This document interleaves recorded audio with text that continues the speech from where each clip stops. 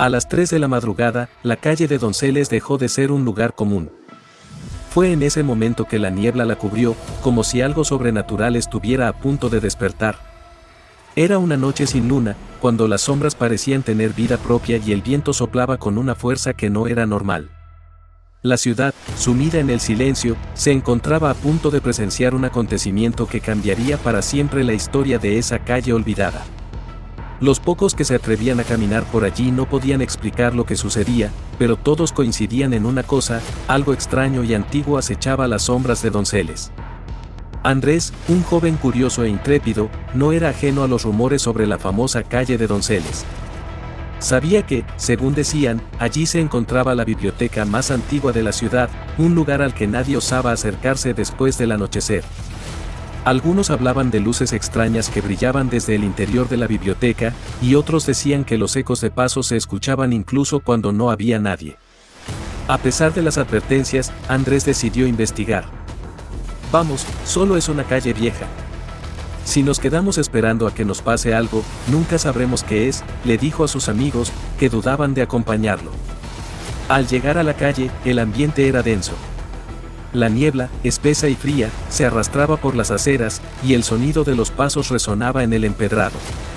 Las farolas, viejas y apagadas, apenas iluminaban el camino. La sensación de inquietud se apoderó de ellos, pero Andrés, determinado, siguió caminando. Al llegar frente a la biblioteca, la puerta estaba entreabierta. Era extraño, ya que el edificio cerraba a las 8 de la noche. Sin pensarlo mucho, Andrés empujó la puerta y entró, seguido de cerca por sus amigos. El aire dentro de la biblioteca era pesado, como si el lugar hubiera estado cerrado por siglos.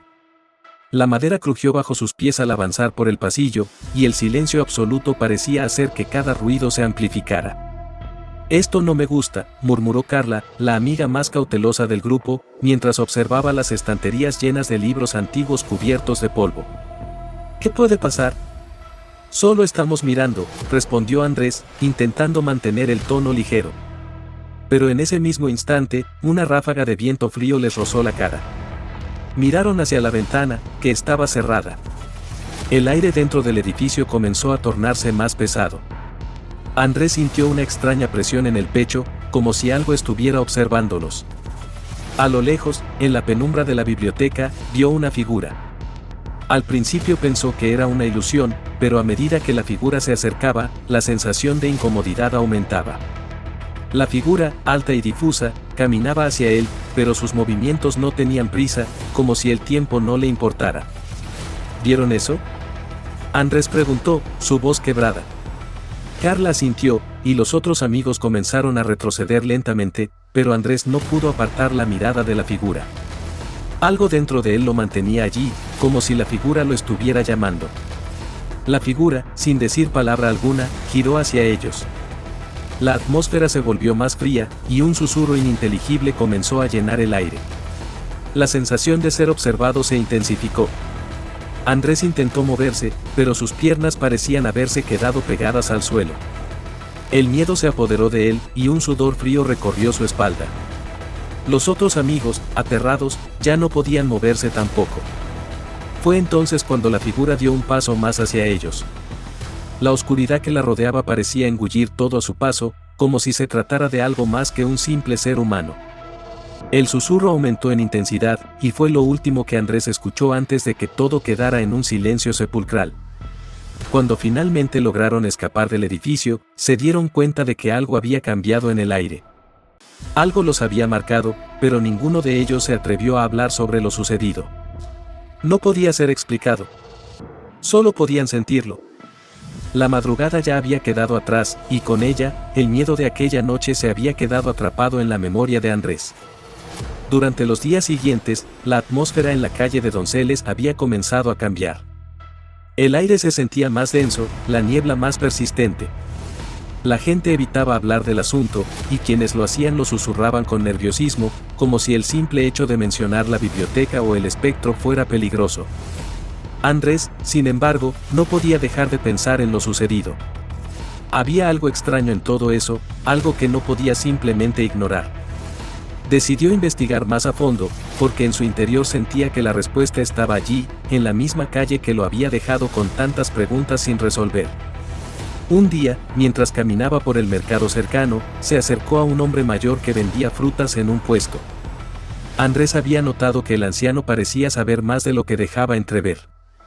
A menudo, lo veía mirando la biblioteca con una expresión distante, como si reviviera recuerdos oscuros de tiempos pasados.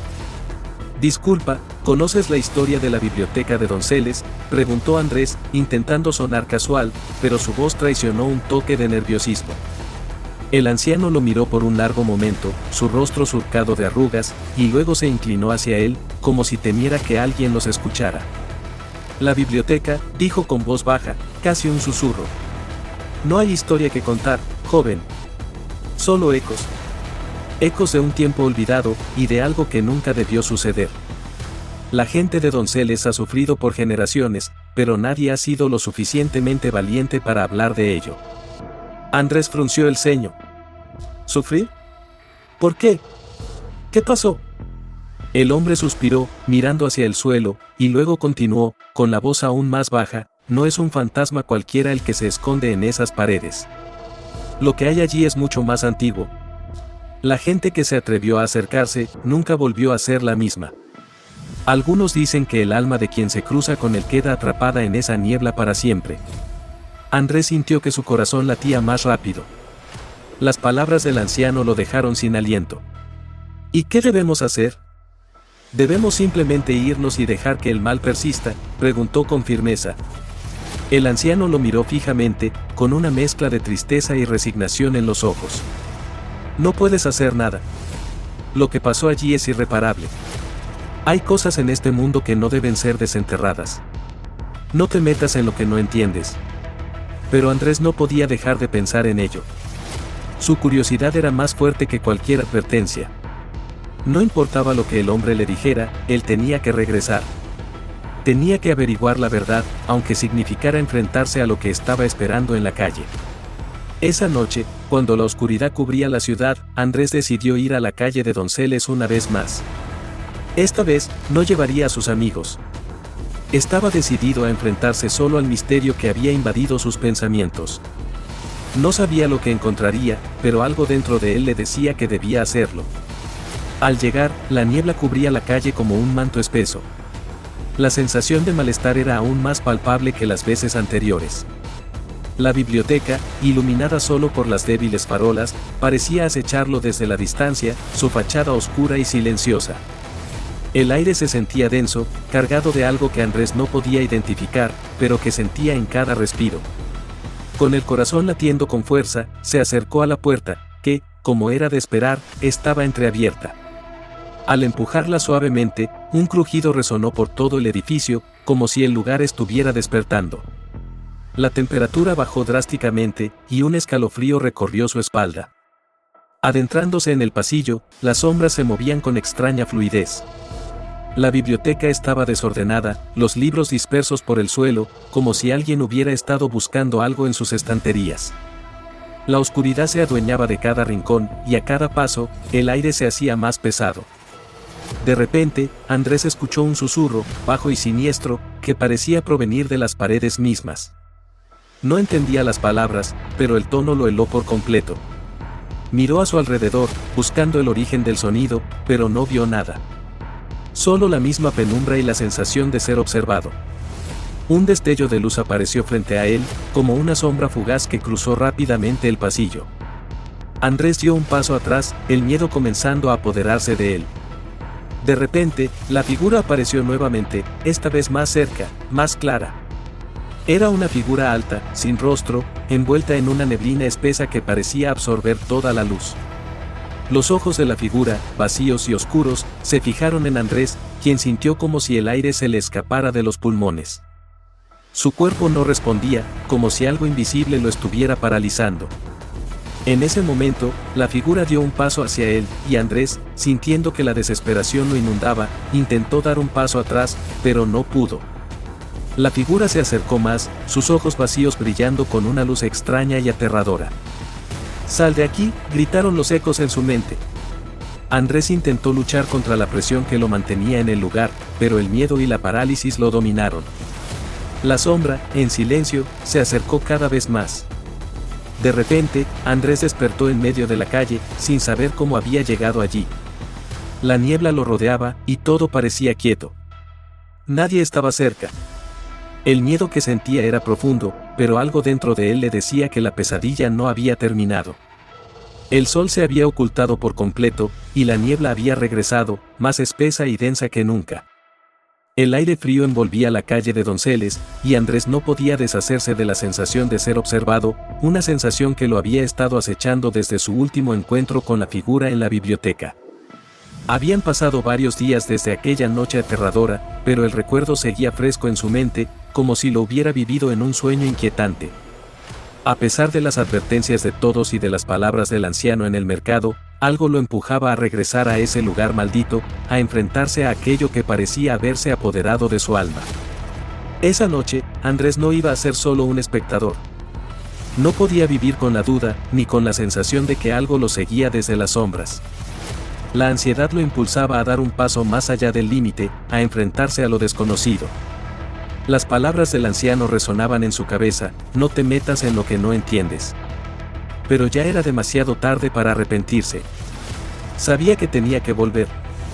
Al llegar a la calle de Donceles, la niebla parecía haber engullido por completo las farolas y las casas cercanas. Solo la biblioteca se mantenía en pie, como una sombra que desafiaba el tiempo. La puerta estaba entreabierta, como si lo estuviera esperando, y Andrés sintió que el peso de todo lo que había vivido hasta ese momento recaía sobre él. Sin pensarlo dos veces, empujó la puerta y entró. El interior de la biblioteca estaba aún más oscuro y frío que la última vez. El aire era denso, como si algo invisible flotara en el ambiente.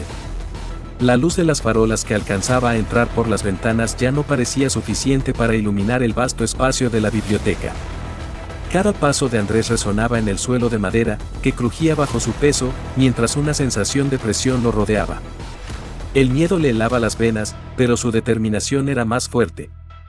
No iba a dejar que la oscuridad lo dominara. A medida que caminaba por el pasillo principal, las sombras parecían moverse a su alrededor, como si la misma biblioteca estuviera viva. Los libros, desordenados, parecían observarlo con sus lomos rotos y gastados. El silencio era absoluto, pero la sensación de que algo o alguien lo acechaba no lo dejaba en paz. Cada vez que daba un paso, sentía como si estuviera acercándose más a la verdad, aunque no sabía cuál sería el precio por descubrirla. Al final del pasillo, la figura apareció nuevamente. Esta vez, Andrés no sintió la parálisis inmediata, pero sí una sensación de frío absoluto que se apoderó de todo su cuerpo. La figura estaba allí, frente a él, más cerca que nunca. Su altura parecía desafiar la lógica, y los ojos vacíos que lo miraban reflejaban una oscuridad tan profunda que Andrés sintió que su alma misma se desvanecía. La figura no decía una palabra, pero la presión en el aire era tan fuerte que casi podía escuchar sus pensamientos. Andrés intentó moverse, pero algo lo mantenía inmóvil. El miedo lo paralizaba, pero también algo más, una extraña fascinación. Aquella presencia, aunque aterradora, parecía tener un poder sobre el que no podía entender. La figura avanzó hacia él, pero en lugar de un paso físico, parecía deslizarse, flotando en el aire. A medida que se acercaba, la temperatura del ambiente descendió drásticamente, hasta que Andrés pudo ver su respiración en el aire.